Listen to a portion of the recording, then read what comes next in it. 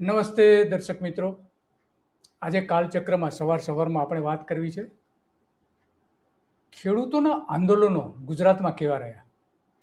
એની વાત એટલા માટે કરવી છે ગાંધીનગરમાં જે રીતે ખેડૂતોએ આંદોલન કર્યું અને સરકારને ઘેરવાનો પ્રયત્ન કર્યો.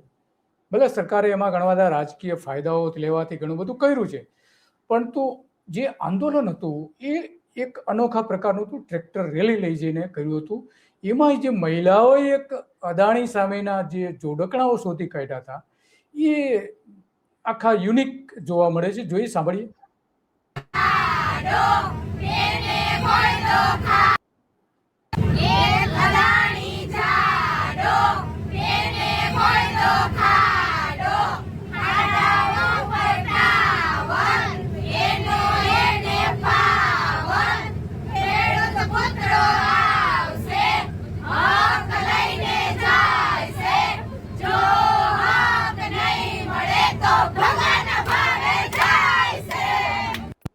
તો આવો વિરોધ પણ થતો હતો અને એટલા માટે આ યુનિક બની જાય છે. તો ગુજરાતમાં ખેડૂત આંદોલનો કેવા રહ્યા એની આજે થોડી વાત કરવી છે.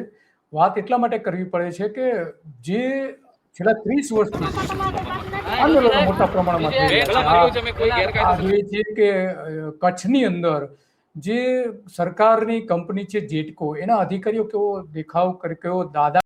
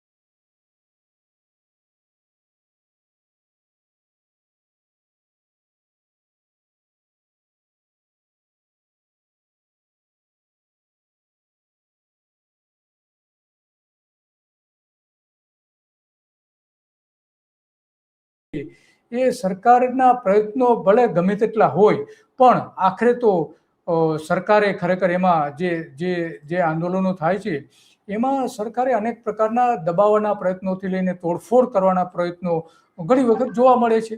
જે રીતે કચ્છમાં આપણે જોયું છે કે કચ્છમાં પણ આ જ પ્રકારના આંદોલનો આપણે જોયા અને એમાં તોડવા ફોડવા માટેના અનેક પ્રયત્નો પણ સતત થયા છે. અમદાવાદ વડોદરા એક્સપ્રેસ હાઈવે માટેની જમીનોનો પ્રશ્ન હોય, બટાકા આંદોલનો હોય, એવા 30 અનેક પ્રકારના આવા લગભગ દર વર્ષે 300 જેટલા આંદોલનો થાય છે. આવું છેલ્લા 27 વર્ષથી સતત ચાલી રહ્યું છે. જમીન સંપાદનના મોટા ભાગના હોય છે, બટાકાના ભાવો ન મળવા. પંજાબનું આંદોલન થયું ત્યારે પણ ગુજરાતના ખેડૂતોએ એ જ રીતે આંદોલનો અહીંયા કર્યા હતા અને એ આંદોલનની પાછળ આપણે આ જોઈ શકીએ છીએ કે ખેડૂતોએ થોડા વર્ષો પહેલા આ રીતે ટ્રેક્ટર રેલી કાઢીને આંદોલનો કર્યા હતા. ખેડૂતોના જીવ ગુમાવ્યા હતા અને 20 વર્ષમાં 80 મોટા આંદોલનો ગુજરાતમાં 80 થયા છે. નાના પાયેથી લઈને જે દેખાવોથી લઈને જે થતા હોય છે એવા 300 સરેરાશ દર વર્ષે આંદોલન થાય છે. ખેડૂતોના જૂથો દ્વારા આપણે જાણીએ છીએ કે આ રીતે 20 વર્ષમાં લગભગ 6000 જેટલા આંદોલનો આ રીતે થયા છે અને એટલા માટે આપણે જાણીએ છીએ દ્વારકા નાયરા એનર્જીની સામેનું આંદોલન હતું, એસઆર કંપની સામે ખેડૂતોના પ્રદૂષણના સંદર્ભમાં આંદોલન હતું. 2800 જેટલા ગામોમાં ગૌચર રહ્યા નથી એના આંદોલનો આપણે જોયા છે. લગભગ 491 કરોડ ચોરસ મીટર જમીન ગૌચરની વેચી દેવામાં આવી છે, ઉદ્યોગપતિઓને આપી દેવાની. તો એના પણ અનેક આંદોલનો જોઈએ છે. ગુજરાત ભાજપ સરકારે ખેડૂતોને સતત અન્યાય કર્યો છે, એટલા માટે આવા આંદોલનો સતત થઈ રહ્યા છે. મોદી રાજના ગુજરાતમાં 3000 ખેડૂતોએ આત્મહત્યા કરી છે. આવા જ બધા કારણોસર રૂપાણી સરકારે ગુજરાતનું સૌથી મોટું જમીન રીસર્વેનું કૌભાંડ કર્યું ને એના તો પારાવાર આંદોલનો થયા છે. અને એવા બધા આંદોલનો કચડી નાખવા માટે આ સરકાર જાણીતી છે.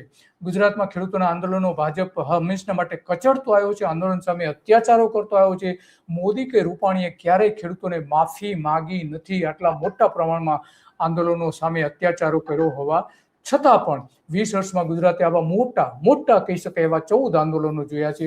એટલે કે દર વર્ષે સરેરાશ સમજો ને કે દર 1.5 વર્ષે એક આંદોલન આ રીતે મોટું ખેડૂતોએ કરવું પડે છે. 3 કાળા કાયદાઓ જે બનાવતા એની સામે આંદોલન તો 1947ની લડતમાં ગોરા અંગ્રેજો કરતા પણ ભગવા અંગ્રેજો ભાજપે પોતાના માનીતા ઉદ્યોગપતિઓને મદદ કરવા માટે આ રીતના અત્યાચારો કર્યા છે. ગાંધી અને સરદારની લડત જે હતી એમાં ખેડૂતોને જો આ રીતે સહન કરવું પડતું હોય તો ખરેખર એ અત્યાચારની પરાકાષ્ઠા જ કહી શકાય. એનાથી બીજું કંઈ જ ન કહી શકાય. અને એટલા માટે આપણે જાણીએ છીએ કે આવા આંદોલનો સતત થાય છે. જાણે કે ખેડૂતો ત્રાસવાદી હોય એ રીતે એના પર અત્યાચારો કરવામાં આવે છે. આખા ગુજરાતને અસર કરતા હોય એવા આંદોલનો મોટા પ્રમાણમાં થયા છે. બુલેટ ટ્રેન માટેના આંદોલનો ખેડૂતોએ કર્યા પડ્યા હતા અને 4 ગણું ખેડૂતોએ વળતરની માંગણી કરવા માટે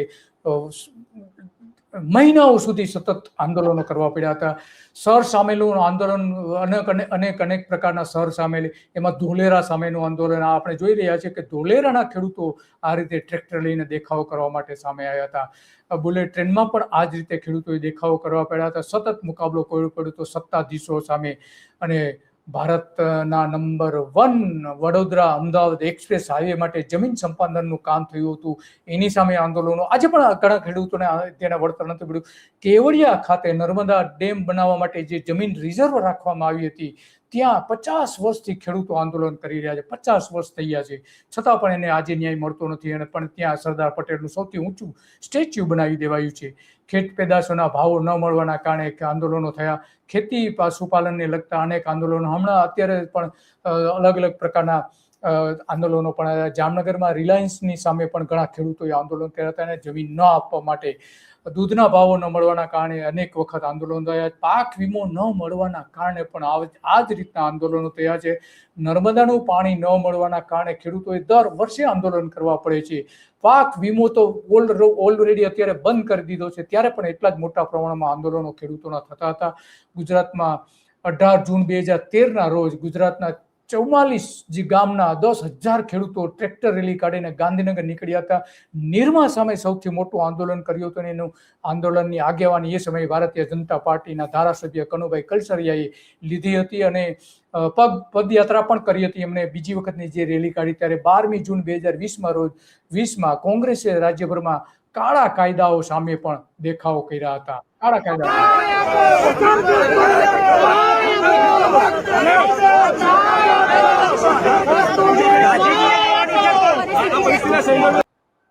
તો આ રીતના દેખાવો સતત કરવા પડે છે. રૂપાણીએ પણ ખેડૂત વિરોધી 3 કાયદા બનાવ્યા હતા. એની સામે પણ એપીએમસીની જમીનથી લઈને જે કાળા કાયદા હોય એની સામે ખેડૂતોએ વિરોધ કર્યો, પણ રૂપાણીની સરકારે ક્યારેય એને માન્યતા આપી નહીં.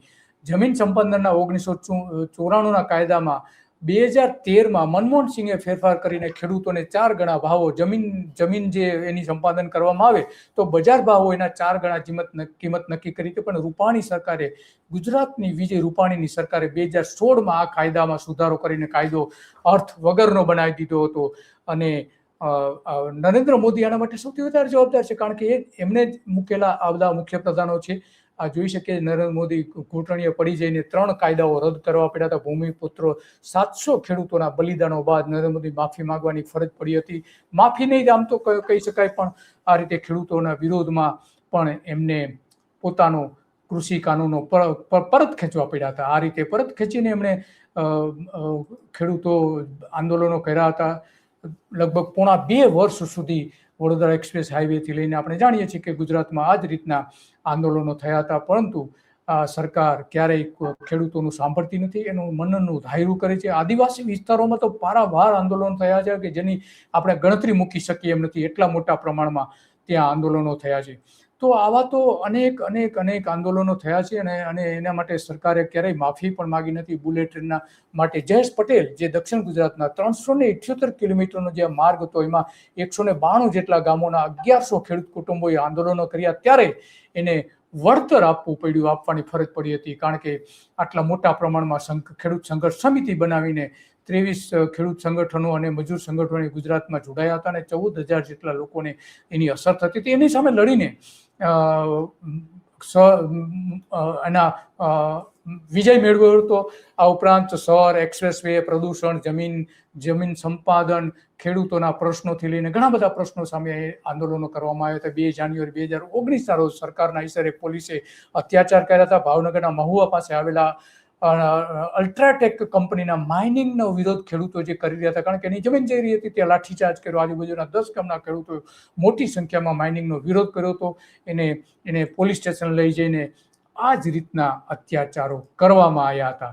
તો અત્યાચારો કરવા એ સરકાર માટે બહુ નાની બાબત બની ગઈ છે, અને એટલા માટે આપણે આજે વાત બધી કરી રહ્યા છે કે આ કેવા પ્રકારના આંદોલનો. દ્વારકામાં નાયરા એનર્જી કંપની સામે પણ 13 નવેમ્બર 2018ના રોજ 23 દિવસ સુધી 20 ગામના ખેડૂતોએ આંદોલન ચલાવ્યું હતું.